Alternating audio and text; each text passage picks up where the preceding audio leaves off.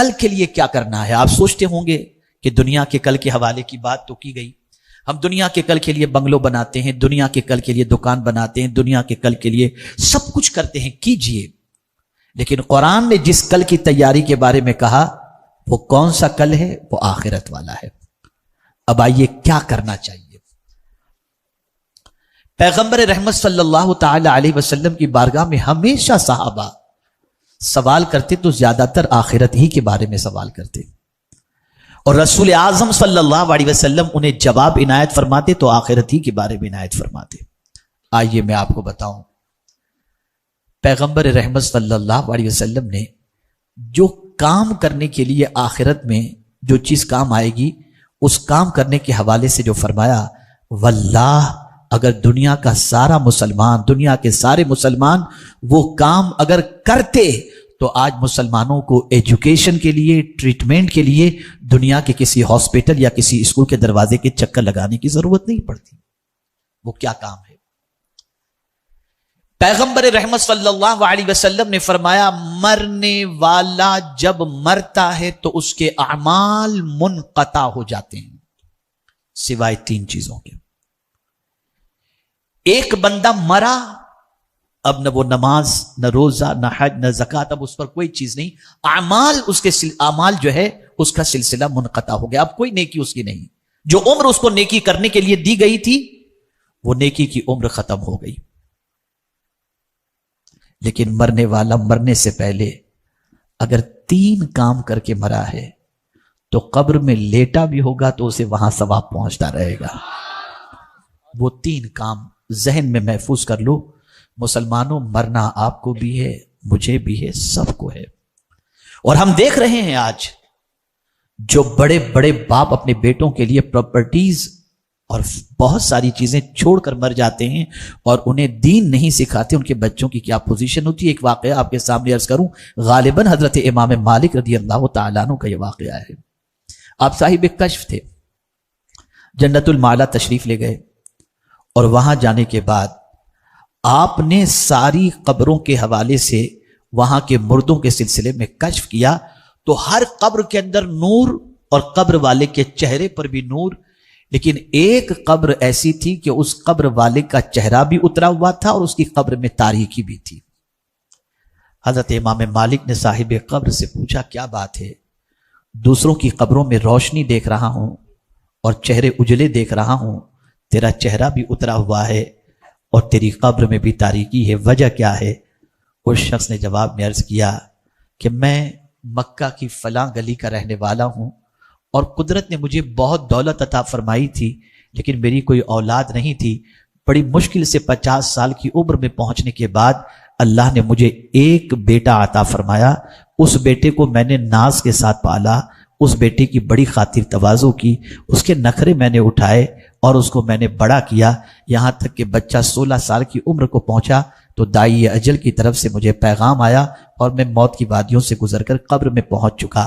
لیکن میرے بچے کی پوزیشن یہ ہے کہ میں آپ کو بتا دوں, چونکہ دولت میں نے بہت چھوڑی تھی تو میرا بچہ میرے مرنے کے بعد دولت کے اندر مگن ہو گیا, دوستوں میں مگن ہو گیا, اور دولت کی ریل پیل ہونے کی وجہ سے خوب عیش و عشرت کے اندر پڑا ہوا ہے اور نیکیوں کی طرف اس کی توجہ نہیں ہے.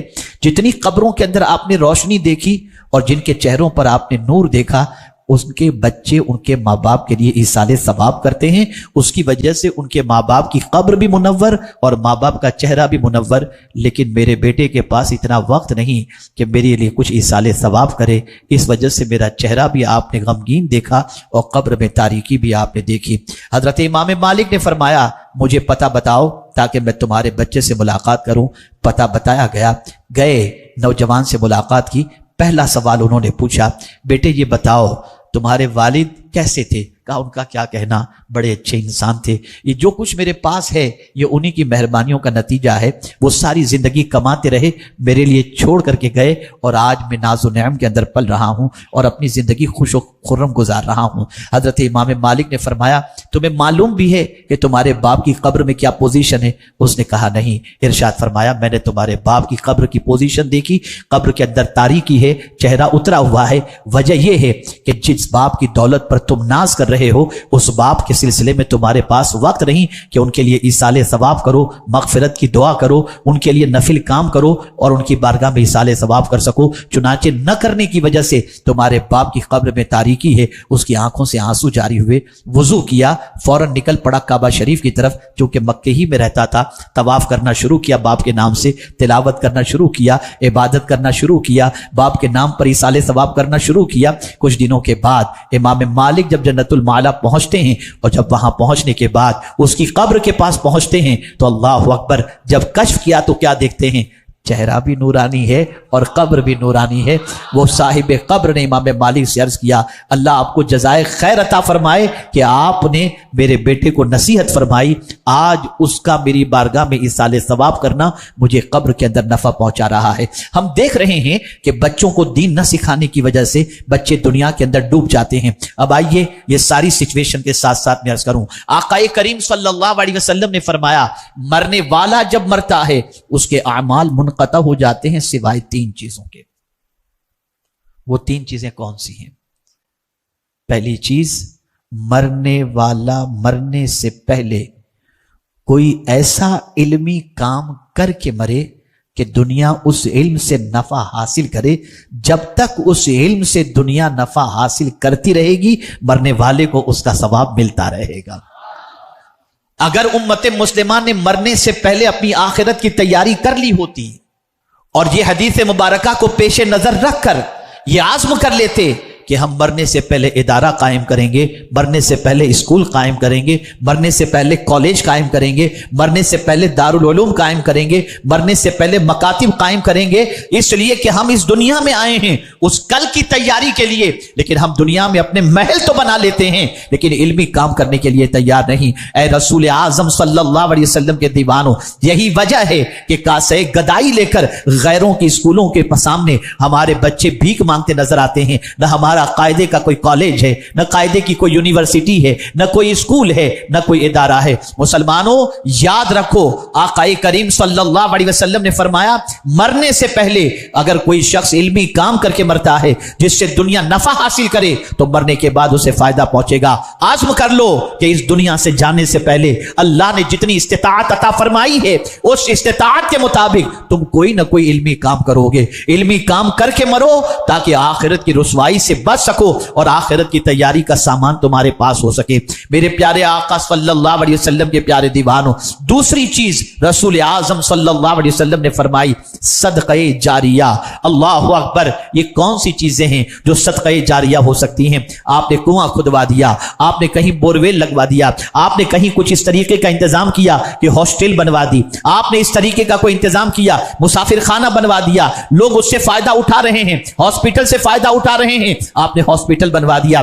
یاد رکھیں جب تک لوگ اس سے فائدہ اٹھاتے رہیں گے آپ قبر میں پڑے رہو گے، ثواب آپ کو ملتا رہے گا۔ اگر امت مسلمہ نے رسول اعظم کی اس حدیث کو پیش نظر رکھا ہوتا تو ہر گلی میں ہمارے ہاسپٹل ہوتے، ہمارے بچے کسی اور ہاسٹل اور مسافر خانے میں جا کر قیام کر کے ہماری اسکولوں میں نہ پڑھتے بلکہ ہمارے خود کے مسافر خانے اور ہاسٹل کے اندر رہتے ہوئے بچے علم کے زیور سے آراستہ ہوتے۔ یاد رکھو، اپنا بنگلہ بنا لینا کمال کی بات نہیں ہے، اپنے لیے سب کچھ تیاریاں کر لینا کمال کی بات نہیں ہے، کمال کی بات تو یہ ہے کہ حضور کی امت کے لیے کچھ کر بیٹھنا۔ یاد رکھیں پیغمبر اعظم صلی اللہ علیہ وسلم کس طریقے سے اپنی زندگی گزار رہے ہیں، امت کے غم میں، فکر امت میں، اور یہ حدیث ہمیشہ کے لیے ذہن میں محفوظ کر لو۔ آقا کریم صلی اللہ علیہ وسلم فرماتے ہیں من اصبح، جس نے صبح کی اس حال میں کہ میری امت کے امور کے بارے میں کچھ نہ سوچا، فلیس منا، وہ میرا ہے ہی نہیں۔ آپ اٹھو تو پہلے سوچو کہ حضور کی امت کے لیے ہمیں کیا کرنا ہے، حضور کی امت کے فائدے کا کون سا کام کرنا ہے۔ اگر ہم نے اس کام کا عزم کیا ہوتا تو آج ہمیں پریشانی کا شکار ہونے کی ضرورت نہ ہوتی۔ یہ دوسری چیز ہو گئی، وقت اتنا نہیں کہ اس پر تفصیلی گفتگو کی جائے۔ تیسری چیز مرنے سے پہلے آدمی کو کر لینی چاہیے، اور وہ تیسری چیز ہے نیک اولاد، علم، صدقہ جاریہ اور نیک اولاد۔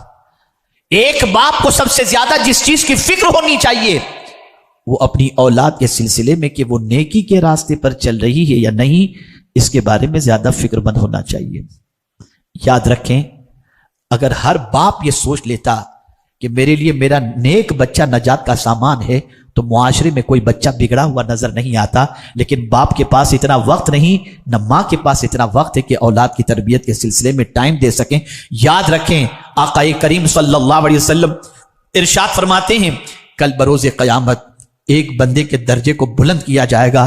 وہ بندہ رب کی بارگاہ میں عرض کرے گا مولا کوئی کام میں نے ایسا تو نہیں کیا جس کی وجہ سے میرے درجے بلند ہو جائیں، میرے کریم آج میرا درجہ کیوں بلند کیا جا رہا ہے؟ تو جواب میں رب قدیر ارشاد فرمائے گا تیرے اعمال نامے میں کوئی نیکی ایسی تو نہ تھی جس سے تیرا درجہ بلند کیا جاتا، لیکن تو جو نیک اولاد چھوڑ کر کے آیا تھا نا، وہ زمین پر تیرے لیے مغفرت کی دعا کر رہی ہے اور ہم یہاں تیرے درجے کو بلند کر رہے ہیں. اے رسول گرامی وقار صلی اللہ علیہ وسلم کے دیوانوں، یہ ہماری بہت بڑی ریسپانسبلٹی ہے. اس کل کی تیاری کرو جس کل کوئی کام آنے والا نہیں. یوم لا ينفع مال ولا بنون، نہ مال نفع پہنچائے گا نہ اولاد نفع پہنچائے گی، بلکہ سچویشن یہ ہوگی ماں بیٹے سے بھاگے گی، باپ بیٹے سے بھاگے گا، پہچانیں گے نہیں ایک دوسرے کو، یہ سچویشن ہوگی. لیکن ہم نے کوئی تیاری اس آخرت کے لیے نہیں کی. رسول اعظم صلی اللہ علیہ وسلم نے 3 کام مرنے سے پہلے کرنے کا حکم دیا.